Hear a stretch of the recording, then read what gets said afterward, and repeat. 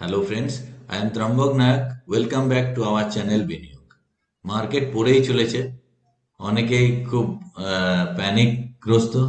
তো আমি এই চ্যানেলে আগেই বলেছিলাম যে মার্কেট নিয়ে ডিসকাশনে যে মার্কেট কোন জায়গায় আমরা যেতে পারি, একটা সাইডওয়েজ মার্কেট বা আবার লো বানাতে চলেছে মার্কেট। তো আমরা যদি চার্টে দেখি তো উপর থেকে প্রায় 10-12% মার্কেট অলরেডি কারেকশন ছিল, আবার কাল পরশু মার্কেট পড়ছে, আজও যখন ভিডিও বানাচ্ছি এখনো মার্কেট একটু নিচের দিকে। তো এরকম মার্কেট এক্সপেক্টেড, তো ভয় খাওয়ার কোনো কারণ নেই। মার্কেট পড়াতে অল মিউচুয়াল ফান্ডেরই ন্যাব নিচের দিকে আসছে। তাতে এসআইপির ক্ষেত্রে আপনার ভালো যে আপনি নিজে ন্যাব পাচ্ছেন, মানে ইউনিট বাড়ছে। এসআইপি কন্টিনিউ করে যান। আর লং টার্মে যদি আপনার লক্ষ্য থাকে তাহলে কোনো চিন্তার কারণ নেই। তো মার্কেট মাঝে মাঝে এরকম 20%, 10%, 30% ডাউন হয়, আবার মার্কেট এখান থেকে বেড়ে আবার নতুন হাই বানাবে। কামিং 20 ইয়ার্স ইন্ডিয়ান মার্কেটে নতুন হাই বানাতেই থাকবে, কিন্তু মাঝে মাঝে এরকম কারেকশন থাকবে। কারেকশন অ্যাকচুয়ালি আশীর্বাদ হিসেবেই নিতে হবে। আপনি যদি আশীর্বাদ হিসেবে নেন তাহলে মার্কেটে আপনার যা হচ্ছে ভালোর জন্যই হচ্ছে। তো আমরা যদি চার্টে যাই, দেখুন এখানে ওপর থেকে প্রায় নিফটি 26,294 এর কাছাকাছি ওপর থেকে নিফটি প্রায় এখানে এখন ট্রেড করছে 12%, 12%। আমি আগেই এই চ্যানেলে বিভিন্ন ভিডিওতে বলেছি প্রায় 20% নেগেটিভ মার্কেট জোনে আমরা চলে এসেছি অলরেডি। মানে এইসব জায়গা পর্যন্ত মার্কেট এলেও আসতে পারে, এটা আমার একান্তই ব্যক্তিগত মত। আমি কোনো সেবি রেজিস্টার্ড রিসার্চ অ্যানালিস্টও নই। আমি স্টক মার্কেট নিয়ে পড়াশোনা করি। আমি একজন মিউচুয়াল ফান্ড ডিস্ট্রিবিউটার এবং পিএমএস ডিস্ট্রিবিউটার। মার্কেট নিয়ে পড়াশোনা করতে ভালোবাসি, বিভিন্ন টেকনিক্যাল চার্ট দেখি, ফান্ডামেন্টাল অ্যানালিসিস করার চেষ্টা করি। আর এই চ্যানেলে আমার উদ্দেশ্য টোটালটাই শেখাবার উদ্দেশ্য, কোনো এই চ্যানেলে আমি টিপস দিই না। তো যেটাই আপনারা করবেন, আপনারা নিজের ডিসিশন নিজেই নেবেন, বা আপনার কোনো যদি ফাইন্যান্সিয়াল অ্যাডভাইজার থাকবে তাহলে তার অ্যাডভাইজারি নিয়েই আপনি ট্রেড করবেন বা ইনভেস্টমেন্ট করবেন, যা কিছু করবেন। তো যেটা বলছিলাম, প্রায় 20% মার্কেট এখান থেকে নেগেটিভ জোন আমার মতে আসতে পারে, কেননা এখানে একটা লো বানিয়েছে মার্কেট। এখানে যদি আমরা একটা দাগ টানি, এই লোটাকে অলরেডি ভেঙে ফেলেছে। এবার এটা কত দূর যাবে আন্দাজ করা মুশকিল। হয়তো এখান থেকেও রিকভারি আসতে পারে বা আর একটু নামতে পারে। তো অনেকটা মার্কেট এরকমই হতে যাচ্ছে। এই যদি এরকম একটা লো হচ্ছে, এরকম হয়তো লো হবে, আবার মার্কেট একটা র্যালিতে উঠবে। এবার এই র্যালিটা ওঠার পর আগের জায়গা থেকে গিয়ে আবার হয়তো এই সেকেন্ড লোটাকে টেস্ট করবে। হয়তো নেক্সট লো এখানে পর্যন্ত আসতে পারে বা এখানে পর্যন্ত আসতে পারে। তো এই পর্যন্ত টেস্ট করার পর আবার হয়তো ওপরে যাবে, আবার টেস্ট করবে এটাকে নিয়ে, এখান থেকে একটা লো বানিয়ে যে লোটা আর ভাঙবে না, তারপর থেকে মার্কেট এখান থেকে চলতে শুরু করবে। তাহলে এই পর্যন্ত যদি আমরা মার্কেটকে এক্সপেক্ট করি তাহলে 20,600 এর কাছাকাছি নিফটি এলেও আসতে পারে। তাহলে সেক্ষেত্রে একটা লং টার্মে আমার লং টার্ম মানে আরো 5-6 মাস আমার মনে হয় যে মার্কেট এরকম সাইডওয়েজ মার্কেট চলবে, মানে এই সাইডে মার্কেট চলবে। তো যেটা এখন করণীয় হচ্ছে আমাদের স্টে ইনভেস্টেড থাকতে হবে। স্টে ইনভেস্টেড থাকার সঙ্গে জাস্ট এসআইপি কন্টিনিউ করা। পারলে মাঝে মধ্যে যদি কোনো অন্য জায়গা থেকে টাকা এসে থাকে বা আপনার কোনো ম্যাচিউরিটি হয়, ধরুন আপনার ফিক্সড ডিপোজিট আছে বা কোনো পুরনো পলিসি আছে, সেগুলো ম্যাচিউরিটি থাকলে সেগুলোকে এনে মিউচুয়াল ফান্ডে, ভালো ডাইভার্সিফাইড ফান্ডে ইনভেস্টমেন্ট করা, তাহলে লং টার্মে আপনার রিটার্ন আসবে। যারা এসডব্লিউপি করতে চান, ধরুন রিটায়ারমেন্ট হয়েছে বা কোনো বড় টাকা পেয়েছেন, সেখান থেকে এসডব্লিউপি করতে চান। এসডব্লিউপি মানে হচ্ছে সিস্টেমেটিক উইথড্রয়াল প্ল্যান। তো এখানে এসডব্লিউপি এই মার্কেটে করা একদম আইডিয়াল, কারণ মার্কেট অলরেডি বটম আউটের কাছাকাছি আছে, মানে হয়তো এখান থেকে আর 5-7% পড়তে পারে। আমি যেটা দেখালাম 20% ম্যাক্সিমাম পড়তে পারে, যেহেতু আমি আগের ডেটা অনুযায়ী বলছি। যখন মার্কেট একটা প্রলং র্যালি নেয় তখন মার্কেট একটা 20% নেগেটিভ জোনে থাকে, মানে রিট্রেসমেন্ট হয়, কারেকশন হয়। তো এই কারেকশনে যদি এখন আপনি এসডব্লিউপির অ্যামাউন্টে যদি ধরুন আপনি কর্পাস ইনভেস্টমেন্ট করছেন, তাহলে সেখান থেকে আপনার ডাউন সাইড যাওয়ার খুব লিমিটেড। মানে আপনি এখান থেকে যদি এসডব্লিউপিতে টাকা বের করেন প্রতি মাসে মাসে, আপনার টাকায় আপনি বের করছেন, তো যে ইউনিটস গুলো বেরোবে সেই ইউনিটস গুলো খুব মানে আর মার্কেট নিচে নামবে না, সেক্ষেত্রে আপনার ইউনিটস কম বেরোবে। তো সেটা আপনি ভেবে দেখতে পারেন। এবার কিছু কমেন্টস নিয়ে আমি আলোচনা করব। বেশ কিছু কমেন্টস পেয়েছি, এমন আমাদের ভিডিওতে যে এরকম কমেন্টস আসছে, আমরা খুব উৎসাহিত। আপনারা এইভাবে কমেন্ট করুন, এইভাবে কমেন্ট করলে আমরা উৎসাহিত হব এবং আমরা জানতে পারবো যে অ্যাকচুয়ালি কোন ধরনের ভিডিও বানাতে হবে। তো আগের ভিডিওটা আমি যেটা করেছিলাম, এখানে একজন কমেন্ট করেছেন ভিডিওটি একটু অন্যরকম হলেও যথেষ্ট তাৎপর্যপূর্ণ, দেবাশিস ছেত্রী দাদা। ট্যাক্সের বিষয়ে বিশদে আলোচনা করলে উপকৃত হতাম, ধন্যবাদ স্যার। তো thank you for your comment. ট্যাক্সের ব্যাপারে দেখুন, ট্যাক্সের ব্যাপারে আমি ডিটেলে একটা ভিডিও পরে বানিয়ে দেবো। সংক্ষেপে আপনাকে বলে রাখি, মিউচুয়াল ফান্ডে দু রকম ট্যাক্স জেনারেলি হয়, short term capital gain tax এবং long term capital gain tax. Short term capital gain tax হচ্ছে 365 দিন আগে যদি আপনি বিক্রি করেন, যা লাভ হবে, যেটা প্রফিট হবে, প্রফিট অ্যামাউন্টের উপর 20% আপনাকে ট্যাক্স, মানে ট্যাক্সেবল আপনার income. Mutual fund tax at source কিছু কাটবে না। আপনি আপনি যে ন্যাভে বিক্রি করবেন, যে ন্যাভ ভ্যালুতে যে কারেন্ট ভ্যালু থাকবে, সেই ভ্যালু অনুযায়ী আপনি রিডেমশনের টাকা পেয়ে যাবেন, কিন্তু আপনার ইনকামের সঙ্গে ওই প্রফিট অ্যামাউন্টের উপর 20% ওটা যোগ হবে। সেটা আপনার যদি আইটি ফাইল থাকে, তাহলে আপনার সিএ বা ট্যাক্স কনসালটেন্টকে দিয়ে দিলে উনি ওই ট্যাক্সের ক্যালকুলেশনটা করে দেবেন।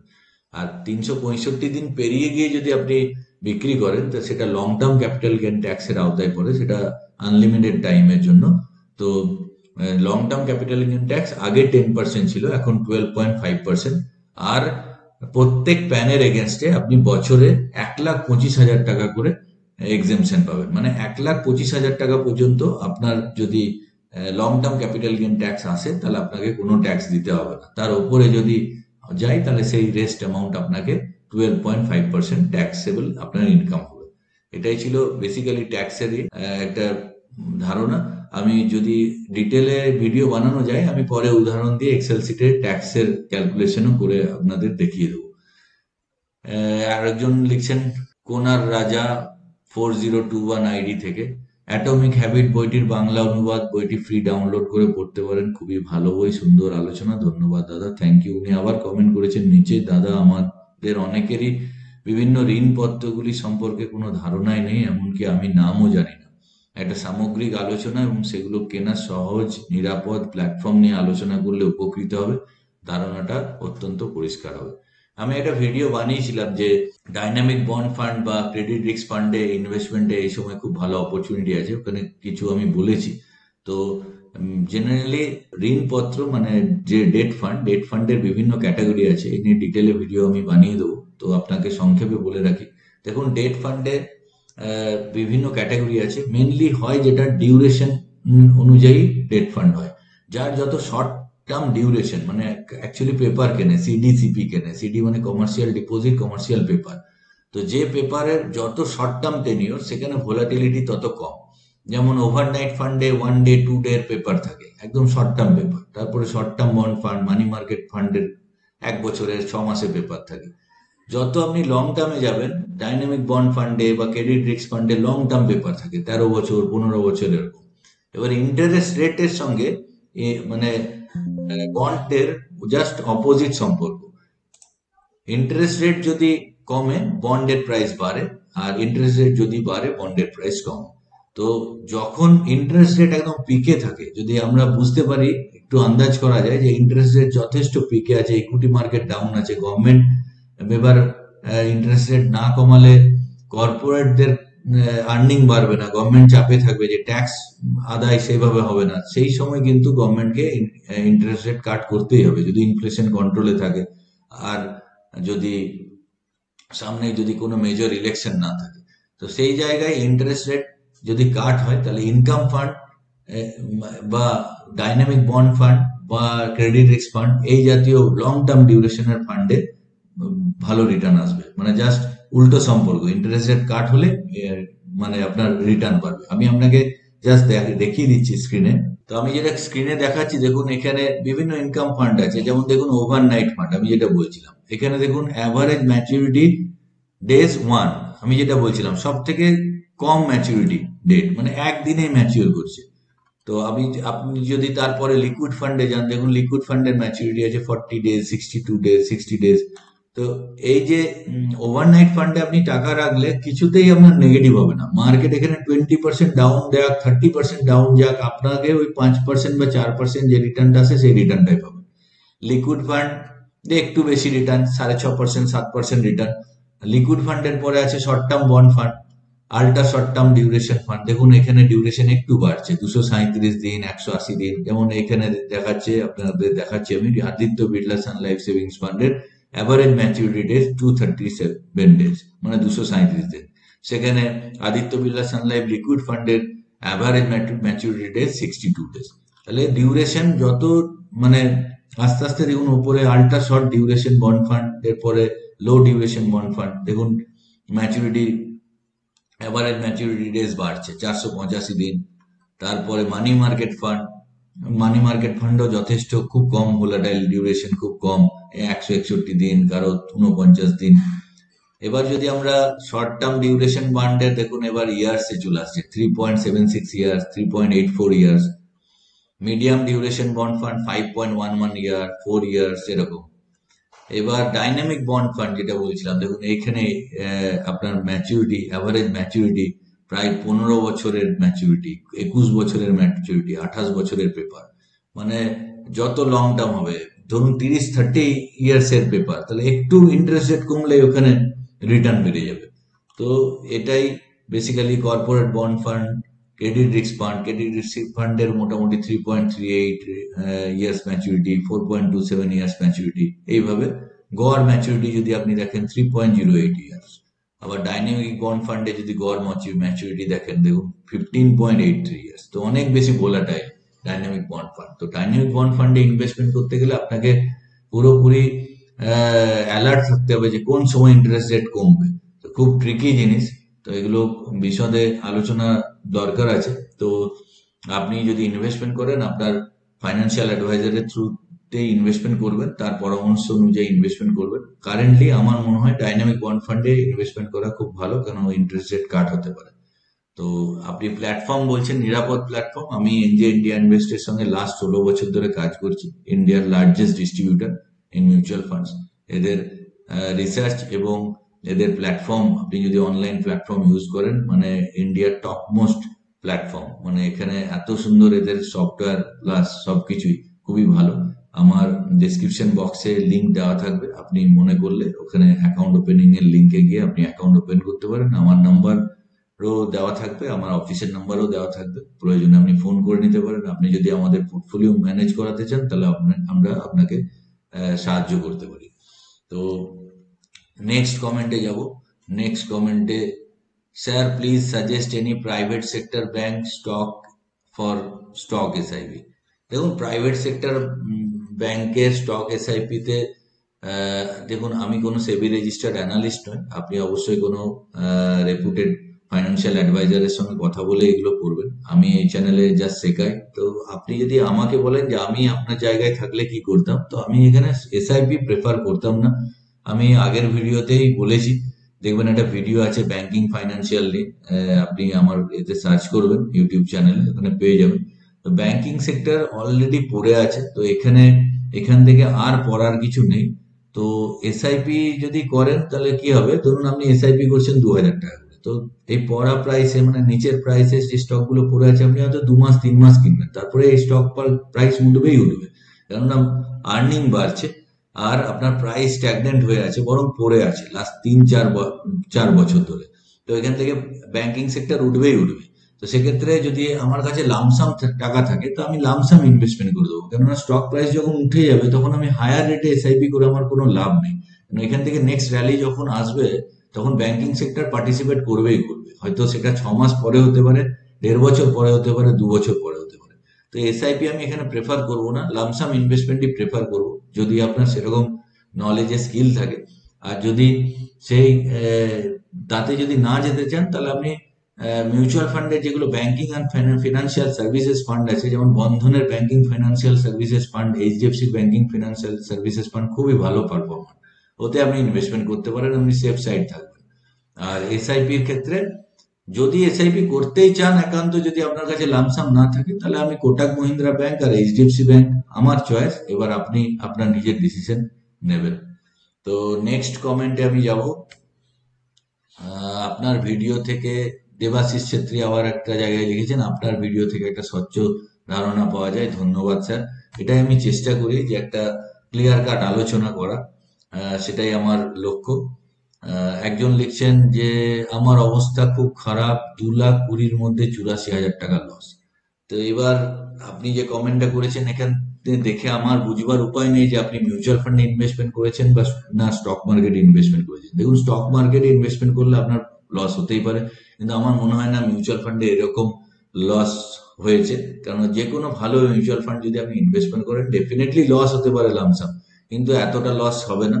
আর সবসময় স্টক মার্কেটে ইনভেস্টমেন্ট করার আগে কোনো রেপুটেড জায়গা থেকে আপনাকে প্রপারলি পড়াশুনো করতে হবে, মানে একটা কোর্স করার পর স্টক মার্কেট ইনভেস্টমেন্ট করাই ভালো। নাহলে মিউচুয়াল ফান্ডই হচ্ছে সব থেকে ভালো জায়গা। মিউচুয়াল ফান্ডের অ্যাডভাইজারের থ্রুতে আপনি ইনভেস্টমেন্ট করুন। আর স্টক মার্কেটে দেখুন, স্টক মার্কেটে তো শেখায় তো অনেক লোক, কিন্তু কতটা সে নিজে পয়সা আদৌ কামাতে পেরেছে কিনা সেই টেস্টটা করা দরকার। আর এটা আসে ব্লেসিংস থেকে। আপনার উপরে যদি আপনি যদি ব্লেসড হন তবেই আপনি সঠিক জায়গায় সঠিক লোককে পাবেন, যে যার কাছে প্রপার শিখতে পারবেন। কেননা যে প্রপার জানে সে কিন্তু দে ডোন্ট কেয়ার, সে পাবলিক কে কাছে এসে শেখায় না। খুব লিমিটেড পার্সন আছে যারা সত্যি মানুষের ভালো চায়, যারা শেখায় এবং প্রপারলি শেখায়, যেখানে সত্যিই লাভ হয়। কিন্তু কোর্স বিক্রি করে খাওয়ার লোক অনেক আছে, সেখান থেকে সাবধানে থাকবেন। তো স্টক মার্কেটে ইনভেস্টমেন্ট করার আগে নিজেকে পুরোপুরি সাউন্ড নলেজ থাকতে হবে। সেক্ষেত্রে আমি বলবো, আপনি যদি নতুন ইনভেস্টমেন্ট করছেন, আপনি প্লিজ মিউচুয়াল ফান্ডে আসুন। মিউচুয়াল ফান্ডের থ্রু এসআইপি করুন, লামসাম করুন, বড় ক্যাপিটাল বানান, 50 লাখ 1 কোটি টাকা হোক। ইন দ্য মিন টাইম 4-5 বছরে আপনি বিভিন্ন জায়গায় সার্চ করুন, সেখানে গিয়ে প্রপার শিখুন। আমার সঙ্গে আপনি যোগাযোগ করতে পারেন, যে স্টক মার্কেটে আমি আপনাকে হেল্প করতে পারি মানে আপনাকে কিছু ডিসকাশন করতে পারি। আমার অফিসেও আসতে পারেন যোগাযোগ করে। তো আপনাকে আমি এটাই বলছি, মিউচুয়াল ফান্ডে থাকুন, বড় টাকা তৈরি করুন। ইন দ্য মিন টাইম 4-5 বছর ধরে আপনি স্টাডি করুন, মানে আপনি ডামি ট্রেডিং করুন, যে পেপার ট্রেডিং করুন, যে না ক্যাপিটাল লাগিয়ে। সেখানে যখন সাকসেস আসবে, আপনি যখন কনফিডেন্ট হবেন, তখন স্টক মার্কেটে আসুন। তার আগে এসে স্টক মার্কেটে লস করার দরকার নেই। কারণ ওয়ারেন বাফের একটা কথা আছে, rule number 1, don't lose your money. আর রুল নাম্বার 2 হচ্ছে don't forget the first rule. মানে কোনোভাবেই ফার্স্ট রুলটাকে ফরগেট করবেন না, মানে ভুলবেন না, মানে কখনোই পয়সা লস করবেন না। আপনার কষ্টে অর্জিত পয়সা আপনি যত্ন করে ইনভেস্টমেন্ট করুন। আর একজন লিখছেন, কেউ যদি লামসাম করতে চায় 2-3টে ফান্ডে করা উচিত? অবশ্যই করা উচিত, কারণ diversification, mutual fund itself diversification. 2-3টে ফান্ডে আপনি করতেই পারেন। আপনার যদি শর্ট টার্ম মানে মিডিয়াম টার্ম লক্ষ্য হয়, 5 বছর, 4 বছর, 3 বছর, তাহলে আপনি এই মুহূর্তে লার্জ ক্যাপ এবং large and mid cap oriented fund করতে পারেন। লার্জ ক্যাপের মধ্যে লিপন ইন্ডিয়া লার্জ ক্যাপ, আর আপনি লার্জ এন্ড মিড ক্যাপের মধ্যে কোটাক ইকুইটি অপরচুনিটি খুবই ভালো ফান্ড, ডিএসপি ইকুইটি অপরচুনিটিও করতে পারেন, খুবই ভালো পারফরমেন্স। তো এইগুলোতে করতে পারেন। আর আপনার বয়স যদি ছোট হয়, আর আপনার যদি সামনে 10-12 বছর পয়সার দরকার না থাকে, লং টার্মের লক্ষ্য থাকে, তাহলে আপনি মিড ক্যাপ স্মল ক্যাপে ঘুরতে পারেন। আমার প্রচুর ভিডিও আছে, যে 2025-এর বেস্ট মিউচুয়াল ফান্ড, 2024-এর বেস্ট মিউচুয়াল ফান্ড, ওগুলোতে আমি ডিটেলে ডিসক্রাইব করেছি কোন কোন ফান্ডে আপনি ইনভেস্টমেন্ট করতে পারেন, একটু কাইন্ডলি দেখে নেবেন। লাস্টে একজন কমেন্ট করেছেন, 5টা মিড ক্যাপ আর 3টে স্মল ক্যাপ ফান্ডে এসআইপি বলছেন, এতে কোনো ওভারল্যাপিং এর ইস্যু হবে না? দেখুন, আমি এখানে 50,000-এর এসআইপি তে আমি বলেছিলাম 5টা ফান্ডে বা 8টা ফান্ডে, 6,000 টাকা করে 8টা ফান্ডে, কিংবা 10,000 টাকা করে 5টা ফান্ডে। তো বড় এসআইপি কখন ওভারল্যাপিং হয়? ধরুন আপনি 30,000 টাকার এসআইপি করছেন, 30টা ফান্ডে করে দিলেন, ইটস এ মানে মিনিংলেস। কেননা 30টা ফান্ডে, মানে মিউচুয়াল ফান্ড ইটসেলফ ডাইভার্সিফাইড, তারপর আবার 30টা ফান্ড নেওয়া ঠিক না। কিন্তু 8টা ফান্ড, 10টা ফান্ড আপনি নিতেই পারেন বড় পোর্টফোলিওতে। 50,000 টাকার এসআইপি করলে আপনার 5টা ফান্ড বা 10টা ফান্ড বা 8টা ফান্ড আপনি যেতেই পারেন, তাতে ওভারল্যাপিং এর আমার মনে হয় না কোনো চান্স আছে। কেননা আলটিমেটলি পারফরমেন্স মেন কথা বলে। যখন আপনার ফান্ড পারফরমেন্স করবে, আপনার ওভারল্যাপিং হলো না কি হলো আপনার কোনো যায় আসে না। আপনার এন্ড অফ দ্য ডে যদি আপনি 15% 12% CAGR এ বাড়েন, 50% রিটার্ন আমাদের বলা বারণ, সেবির গাইডলাইন অনুযায়ী 12.87% রিটার্ন নিয়ে যদি বাড়েন আপনার প্রচুর ওয়েলথ ক্রিয়েট হবে। লং টার্মে যদি 20 ইয়ার্সে যদি 12%-এর CAGR-এও আপনি বাড়েন তো প্রচুর ওয়েলথ ক্রিয়েট হবে। তো আজকে এই বিভিন্ন কমেন্ট নিয়ে আলোচনা করলাম। আশা করি আমাদের চ্যানেল আপনাদের ভালো লাগছে। যদি ভালো লাগে প্লিজ একটা লাইক করবেন, আর বন্ধুদের সঙ্গে অবশ্যই শেয়ার করবেন, আর পারলে অবশ্যই সাবস্ক্রাইব করবেন। সাবস্ক্রাইব করলে অল বাটনে ক্লিক করে সাবস্ক্রাইব করে রাখবেন, তাহলে আমি ভিডিও নিয়ে এলেই আপনি নোটিফিকেশন পেয়ে যাবেন এবং আপনারা ভিডিও দেখতে পারবেন। তো আজকের জন্য এটুকুই। জয় হিন্দ, জয় ভারত।